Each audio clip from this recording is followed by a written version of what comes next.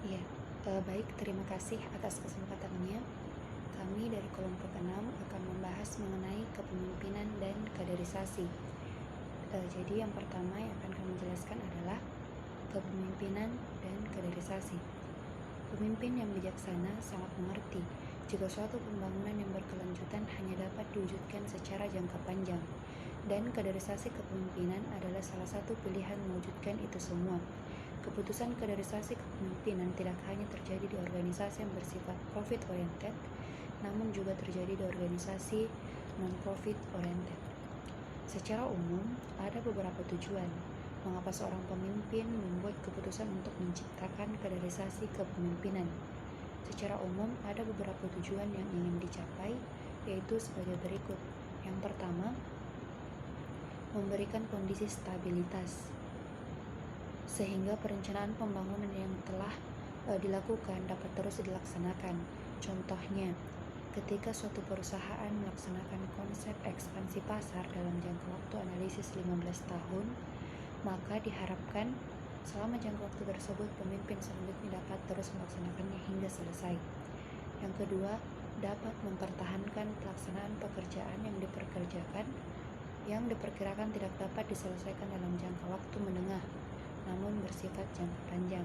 Contohnya, ketika Raja Cina membangun tembok Cina yang besar, namun itu baru selesai dikerjakan pada masa raja selanjutnya, dan bukti pembangunan tembok tersebut masih terlihat sampai saat ini. Yang ketiga, menciptakan pembangunan dan pembangunan yang berkelanjutan, sehingga visi dan misi yang telah direncanakan dapat terus dipertahankan serta diwujudkan. Ya, kemudian ada keluarga dan kaderisasi. Dalam konteks yang lebih tegas, dapat dikatakan bahwa anak adalah kader dari kedua orang tuanya atau kader dari ayah dan ibunya. Salah satu yang membanggakan jika anak tersebut dapat berhasil di masa depan. Ya, Presiden Soekarno dengan bijak mengatakan bahwa laki-laki dan perempuan adalah seperti dua sayap dari seekor burung. Jika dua sayap sama kuatnya, maka terbanglah burung itu sampai ke puncak. Namun, jika patah satu daripada dua sayap itu, maka tak dapatlah terbang burung itu sama sekali. Dan penjelasan bahwa laki-laki dan perempuan itu juga adalah ayah dan ibu yang saling berjuang, saling bahu-membahu, dan seiring selangkah serta sekata dalam ucapan perbuatan untuk mendidik anak sebagai kader. Artinya bahwa pendidikan dari keluarga itu merupakan suatu hal yang sangat berpengaruh untuk bagaimana mendidik anak untuk menjadi seseorang yang bisa sukses ke depannya. Keberhasilan seorang anak itu sangat ditentukan oleh bagaimana didikan dari keluarganya sebagai pendidik awal dan sebagai orang yang mengajarkan mengenai segalanya kepada seorang anak. Dan itulah dikatakan kenapa ayah dan ibu itu dikatakan sebagai pengkader dan anak adalah hasil kader dari kedua orang tuanya. Ya, jadi mungkin itu saja dari kami, akan dilanjutkan oleh rekan kelompok kami. Terima kasih atas kesempatannya. Assalamualaikum warahmatullahi wabarakatuh. Saya akan melanjutkan presentasi dari teman saya. C. Pengaruh kaderisasi kepemimpinan terhadap suatu organisasi. Kaderisasi bisa diibaratkan sebagai jantungnya sebuah organisasi. Tanpa adanya kaderisasi, rasanya sulit dibayangkan suatu organisasi mampu bergerak maju dan dinamis. Hal ini karena kaderisasilah yang menciptakan embrio-embrio baru yang nantinya akan memegang tongkat estafet perjuangan organisasi. Beberapa cara agar kaderisasi kepemimpinan itu berjalan seperti yang kita inginkan, yaitu sebagai berikut. Yang pertama, beri kepercayaan. Memberi kepercayaan kepada staf atau bawahan, biarkan mereka melakukan apa yang mereka anggap benar. Namun, arahan strategi atau konsep yang matang telah diberikan. Setelah itu, lakukan evaluasi. Evaluasi terhadap kerja yang telah mereka kerjakan, tetapi sifatnya bukan menggurui, namun pembahasan bersama menuju arah yang terbaik bagi perusahaan. Yang kedua, beri semangat dan motivasi. Motivasi merupakan hal yang sangat penting dalam organisasi. Apabila terdapat beberapa hal yang tidak sejalan dengan pakem-pakem yang telah ditetapkan, berilah feedback atau umpan balik atau evaluasi kepada staf tersebut. Jangan pernah memarahinya, apalagi memaki staf tersebut, karena hal itu akan membuat dia trauma dan bernyali kecil. Dampak negatifnya adalah mereka menjadi takut untuk mengambil keputusan karena khawatir dengan risiko yang akan dihadapi. Yang ketiga, menjalin kedekatan. Jalinlah kedekatan dengan staf Anda secara terbuka dan rileks, membahas situasi perusahaan dari beberapa aspek seperti organisasi, pemasaran, operasional, keuangan, dan lain-lain. Sesekali minta pendapatnya. Anda pun menjabarkan konsep-konsep pemikiran Anda dalam membangun sebuah organisasi.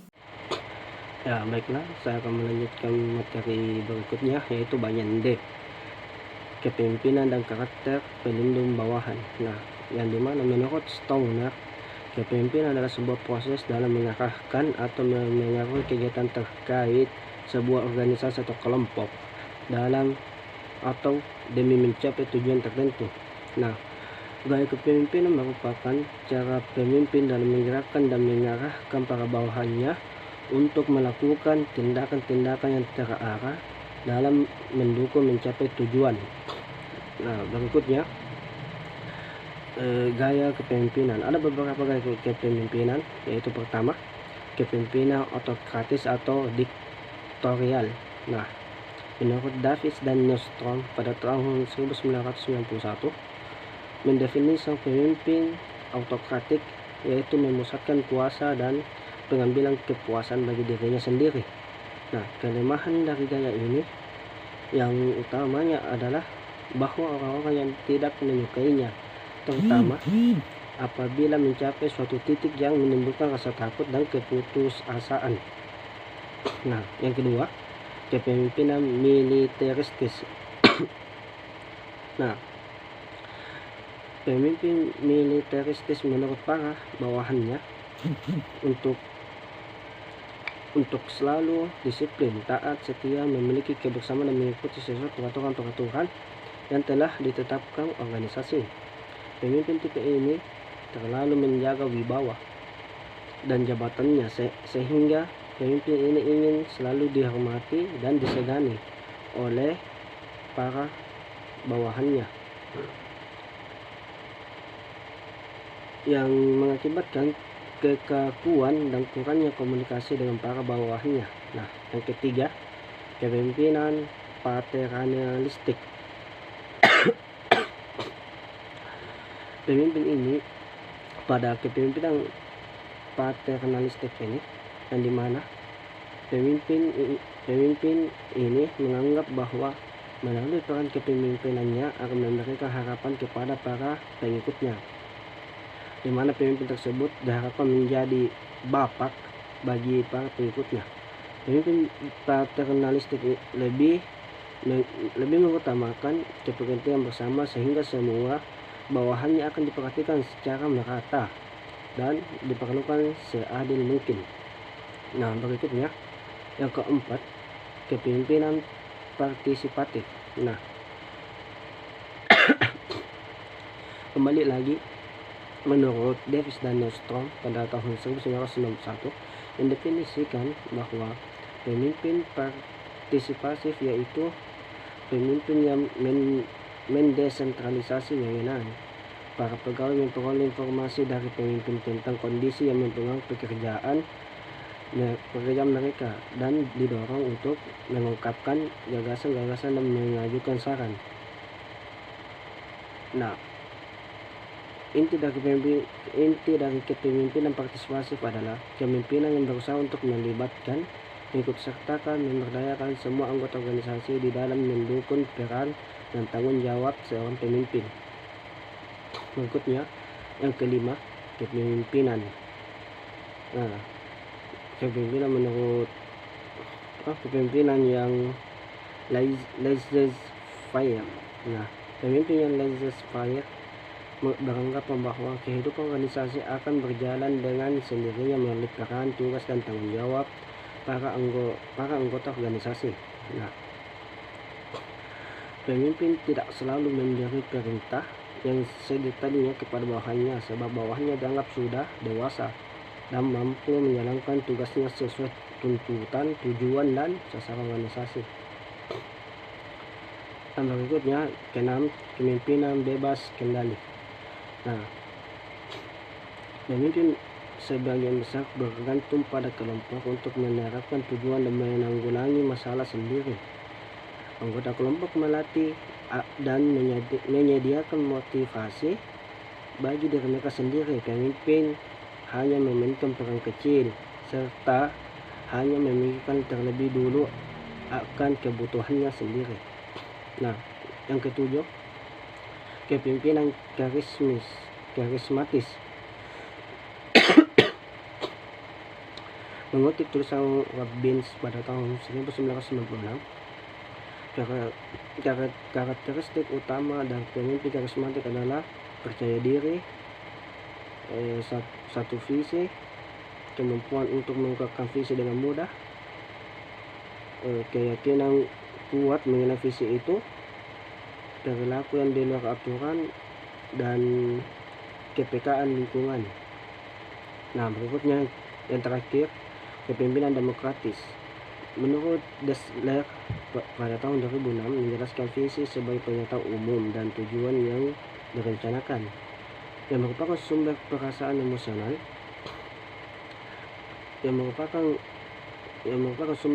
emosional anggota organisasi, sementara misi adalah mengomunikasikan siapa perusahaan tersebut, apa yang dilakukannya, dan di mana dia dapat memimpin. Pemimpin demokratis akan fokus pada prinsip efektivitas dan efisiensi dalam penggunaan sumber daya organisasi dan melakukan pendekatan. Nah, sekian dari saya. Assalamualaikum warahmatullahi wabarakatuh. Selanjutnya yaitu yang bagian E, kepemimpinan yang otoriter dan tidak amanah. Kepemimpinan dengan segala kualitas kepemimpinan merupakan bentuk pengayaan diri dari setiap bentuk serta kejadian yang dilihat. Karena itu, seorang pemimpin yang bijaksana ia akan selalu mengajarkan konsep kepemimpinan yang dimilikinya kepada banyak orang, baik dalam bentuk lisan atau tulisan, sehingga banyaklah pemimpin di dunia ini menulis biografi perjalanan hidupnya dengan tujuan memberikan pembelajaran kepada generasi selanjutnya tentang bagaimana menjadi seorang pemimpin. Ada yang menarik pada saat seorang pemimpin berusaha memberikan konsep kepemimpinannya yang lebih baik kepada kaderisasi yang ada. Kemudian, ketika dialihkan penerusnya atau seseorang harus menerapkan konsep kepemimpinan demokratis, ada beberapa yang perlu diperhatikan, yaitu yang pertama, pihak karyawan telah terbiasa bekerja dengan konsep kepemimpinan yang keras dan otoriter, sehingga jika dilakukan perubahan ke aspirasi para bawahan maka akan banyak keluhan, saran, dan kritikan yang datang. Yang kedua yaitu pada masa transisi perubahan dari sistem otoriter ke demokrasi memungkinkan bisa menyebabkan perubahan dalam banyak sisi, tidak terkecuali pro dan kontra dari kalangan internal dan eksternal. Yang ketiga yaitu perubahan dari otoriter ke demokrasi dapat dilakukan dengan syarat semuanya dikerjakan sistematis dan step by step, yaitu ada skala prioritas yang dibuat. Adapun kesimpulan yaitu pemimpin dan kaderisasi adalah dua kata yang sulit untuk dipisahkan, dalam arti bisa dikaji secara terpisah, namun harus selalu dilihat sebagai satu kesatuan. Pemimpin yang bijaksana sangat mengerti jika suatu pembangunan yang berkelanjutan hanya dapat diwujudkan secara jangka panjang, dan kaderisasi kepemimpinan adalah salah satu pilihan mewujudkan itu semua. Secara umum, ada 3 poin tujuan mengapa seorang pemimpin membuat keputusan untuk menciptakan kaderisasi kepemimpinan. Terima kasih.